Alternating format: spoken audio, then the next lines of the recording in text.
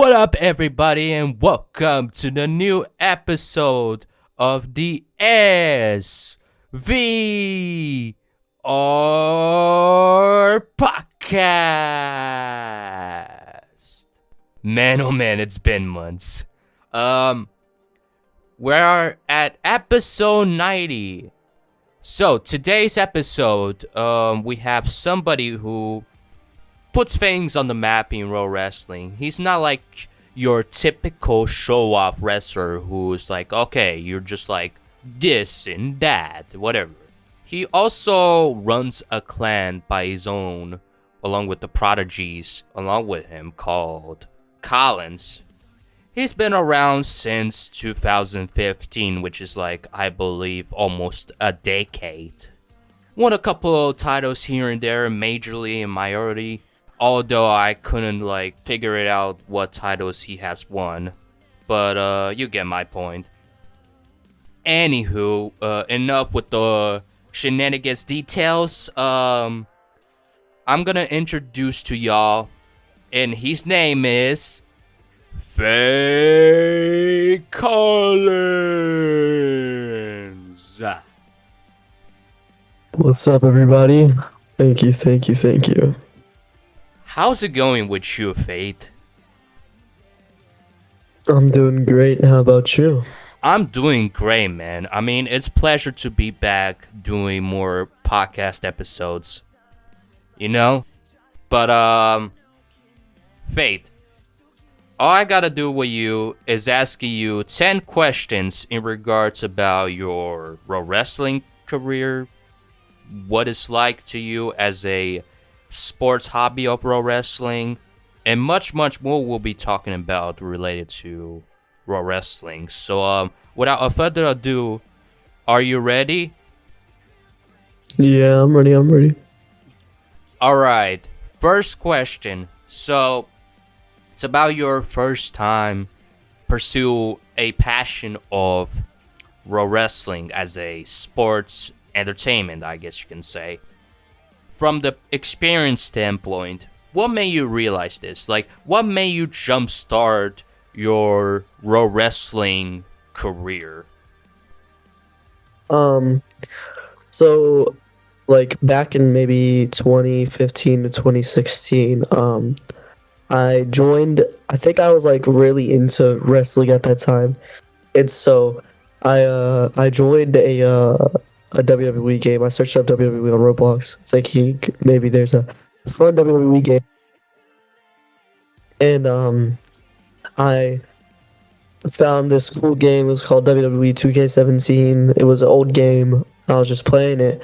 And then this Fed owner joined the game. He owned a Fed called SEW. And he asked me if I wanted to come. Because that's when I just started getting into wrestling and having fun and stuff like that. He asked me if I wanted to get into a federation, but of course, I didn't know what a federation was at that time. And I'm like, okay, I'll try it out, And I was 7 to 8 years old at that time, and so I joined for the first time, and I got Discord for the first time also, and I was testing it out. I got a few matches. I lost most of them because of there's of course people that are better than you when you're first starting, and you got to build your career up. But I won a title there, minor title, nothing huge, something sweet, But yeah, that's basically how I really got into pro wrestling. It's just that one old indie fed that nobody knew about. It was cool, cool experience. I'm sure it was. Second question. This is coming from your mindset of what you do with your work in pro wrestling, with mistakes and maybe some things that are a bit too rush hold in a way. So for instance, what was the one thing you once pressured through your work ethic in pro wrestling? So I had a big match. I think I had 1 week to train. And of course, I was 10 years old at the time then. It was a RWA match. So I had to, try hitting a lot, and I had to do a whole bunch of other things like, figuring out how to beat the guy. Like I was a nerd back then. I was like watching videos that the guy was in, like matches that he fought in, stuff like that. I was like I was seeing his movement, his play style and stuff like that. And I had the RWA match, but after all that work that I put in, unfortunately I couldn't make the match. I had something come up, and unfortunately I couldn't fight in the match, and I kind of missed out on my biggest career match back in 2019. Yeah. It was like I was disappointed because I put in a lot of work. I trained with my friends for a while, and I put so much pressure on myself, and then it just turns out I couldn't even make it. So I mean, sometimes it do be like that, Fate. All you gotta do is just believe yourself and be confident on how you play out. Just get rid of your nervousness. yeah. You know what I mean? Just don't pressure yourself too much in the ring. Alright, third question. You had a lot of names from back then that somewhat worked, but afterwards it was obvious that it was too generic and it didn't really resonate what is, behind of your character work and stuff like that. And all of a sudden, you got the name of what you have right now. So, my question is there meaning behind your gimmick name, Fate Collins? So back in 2017 when I first started, 2016, 2017, I had multiple names throughout my career, a lot of names. Like my first name was Shadow Black, and of course it's just a little generic name. I was only 8 years old, so I didn't know what to make it. And then I moved on to Seth Hawk, and I was kind of like taking like um motivation for that name from Seth Rollins, and then I added a hawk to it. I like hawks, the bird. You know, I just thought, put together a cool name. And then from Seth Hawk, I think I did it 2018 to the beginning of 2019. And then I moved on to Fade Rollins. Now that's where I gained a lot of my recognition. What I was mainly known for back then was Fade Rollins. I did my Rollins gimmick everywhere. That was the main thing I did back then. That was my main gimmick. I had a great time having matches with people like Clutcha, Eric Dragon. I had matches with people like Trent Styles, Feno Styles. That's what I knew him as back then. I won the RXT North American Championship, the ERW Championship, and all that. That's like Fade Rollins. That was like my prime, and then I took a little break, and then I moved on to Fade Collins. So I just kind of like switched it up from a R to a C, added an X to it, and I was Fade Collins. And I thought it was just a basic name. I used this when I returned in 2022, and I just kind of use it from now to here. So it's a very notorious name. Next question. You had a lot of regrets in regards about, what you've done and what you perceived those ways that you shouldn't come with in the first place. Because action speaks loud, right? You realize it years later when you start to mature more and you change for the better. You no longer have that sort of ego. So, what were your biggest regret in Raw Wrestling general? Well, I've had a lot of regrets. I regret, making friends with certain people. Like, I made friends with this notorious hacking and exploiting group of people called RK. I made friends with them, and I got into a lot of bad stuff. A lot of things happened, and I regret making friends with those kind of people. It's there's a big community out in pro wrestling, and you can find other people that you can make friends with, and you just gotta pick and choose who you make friends with. It's like it's a difficult community out there. One more regret I had was making a federation when I was 10 years old. That was a struggle, even though we pulled through with a lot of attendance and everything. We got a lot of attendance, like 30, stuff like that. We had great pay-per-views, but it's just the keeping up with a federation when you're 10 years old, it's impossible. And there was only like 4 of us working on the Fed. And so it was a struggle. We had a developer, 2 developers, and 1 GFX maker, and that's what we worked with. And it didn't go too well. So those are my 2 regrets. All right, straightforward to the 5th question.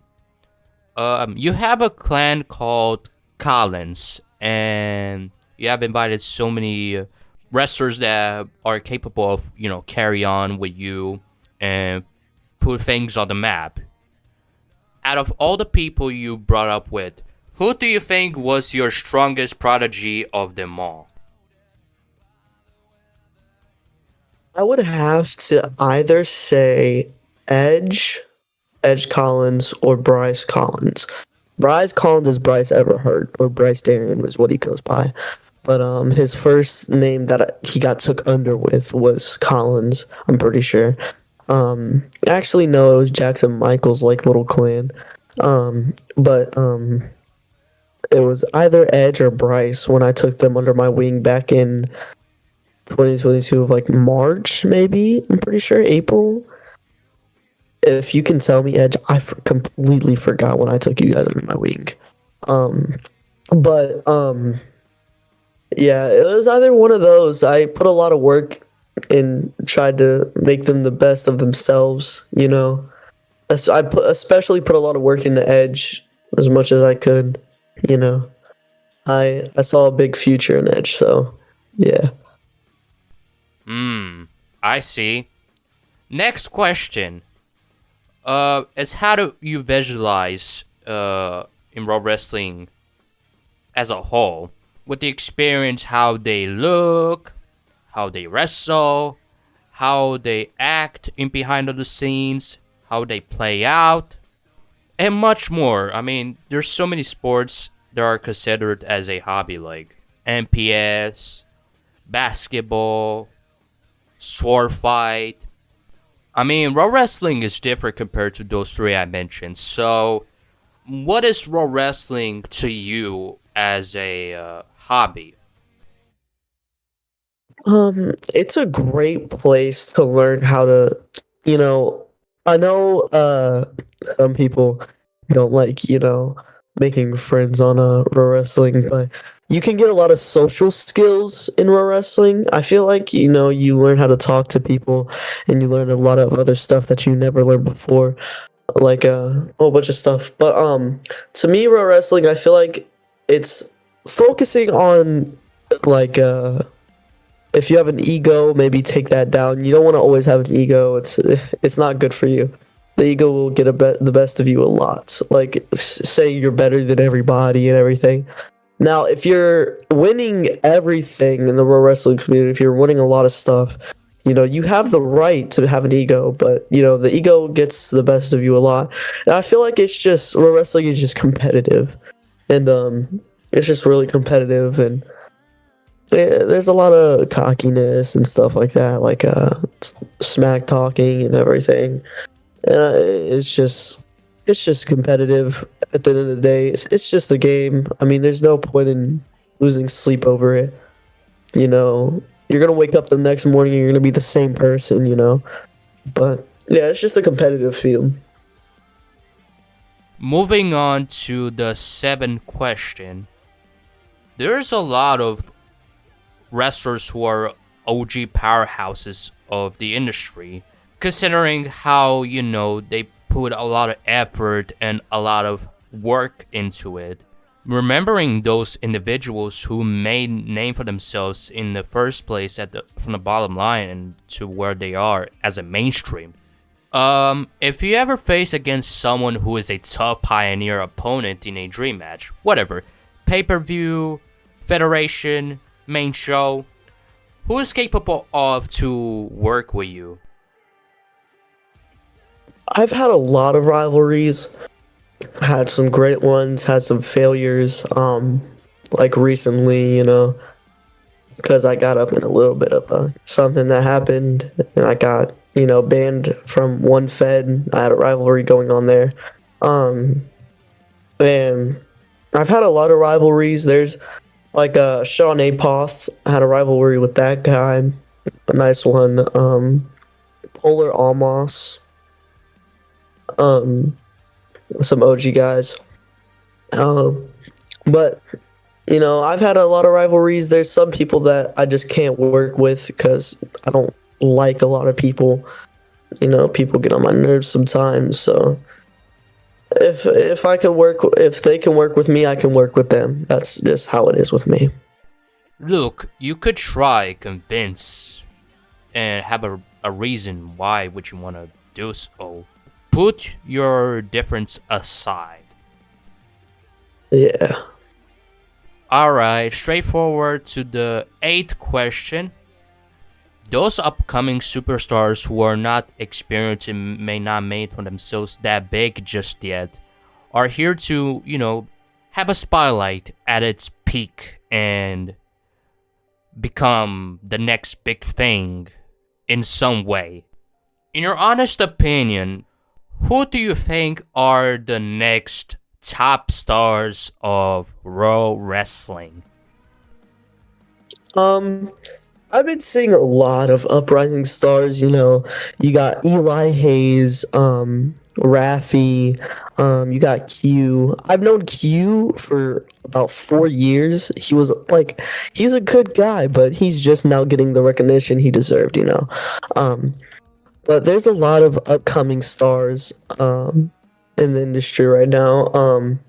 Like Edge. I mean, he doesn't go to many feds, He needs to, start getting out there. But I think he has the skill that he needs to, become a rising star.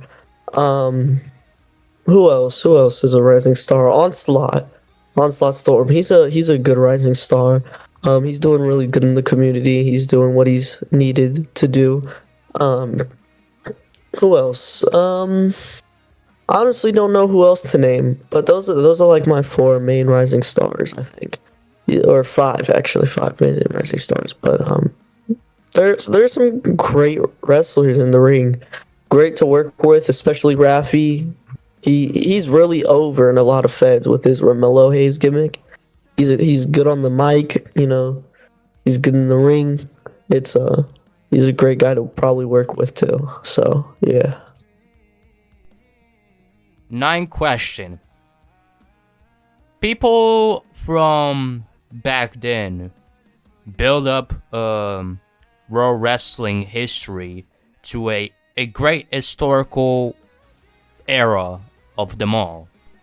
For someone like you who watched a lot of Raw wrestling, older matches and older segments from people back then, how they establish and make moments that are far memorable and remembering to this day, even if they don't Raw wrestle anymore.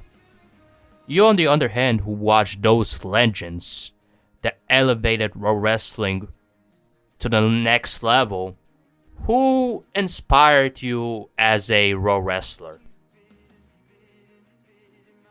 I, didn't really look up to a lot of people, but there was a few people that I really looked up to skill-wise and to better myself, like Justice League. Who else? I really looked up to like the big stars, like Hall of Famers and stuff like that, like Obscene Catalyst, Don Morrison, people that are good on the mic too, to help better my skills on the mic.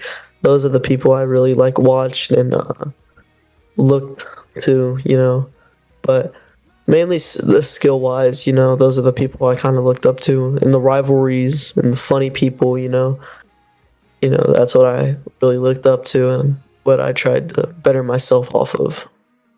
Well, there's guys like Invictus Diddy, who is an inspirational Raw wrestler superstar that capitalized the legacy. Sure. There's a lot of good GMC people, yeah. Great GMC legends, Invictus City, Clutch, who else? Sign Logic. Um, there's a lot of great GMC people. Yep. And the final question of the day before we're gonna wrap things up in the outro. What advice would you be giving to the upcoming ones from the Raw Wrestling's current era? I would say, keep even amount of time in the gym, keep working in the gym, put work in as much as you can. Sword fighting is a great way of training. Learning how to time, you know, bounce your clean, stuff like that. Timing is key in Raw wrestling. You always want to know how to time. There's a lot of things people can work on, and if they want to learn how to work on that crap, always talk to somebody that who can help you. You know, people are always open to help. I help a lot of people sometimes with their disadvantages and what they want to work on. So I feel like the best people in the community need to give the good people, the people that need help a chance. I feel like, because a lot of the more popular people just act a little bit too Hollywood and don't want to help anybody or think they're star act in a movie or something. It's not that deep, man. If somebody needs help, go ahead and give them the help, man. So That was it, folks. Faye Collins, if you have anything to say towards to the outro, would you able to do so? yeah. Just think of a lot of things I said. Make sure to keep yourself going. Have a great time. Don't over push yourself to doing something you don't want to do. You don't want to over push yourself and think that you're gonna do all this in like one day or something. You gotta keep yourself at a limited train of thought. So Indeed, with that mind state. Make sure, guys, to turn notifications on for some more podcast episodes. Check out the previous episodes from the interview. Will be on the screen and even in the description below. If you haven't watched those, go ahead. Because this podcast is all about interviewing different people from music, pro wrestling. It could be everything based on their background in order to get to know those people particularly know better as a person. And yeah, let me know, you guys, in the comments down below who you would like me to see me interview with. Let me know. Anyway, I will see you guys in the next episode of SVR Podcast. See you later, and ciao!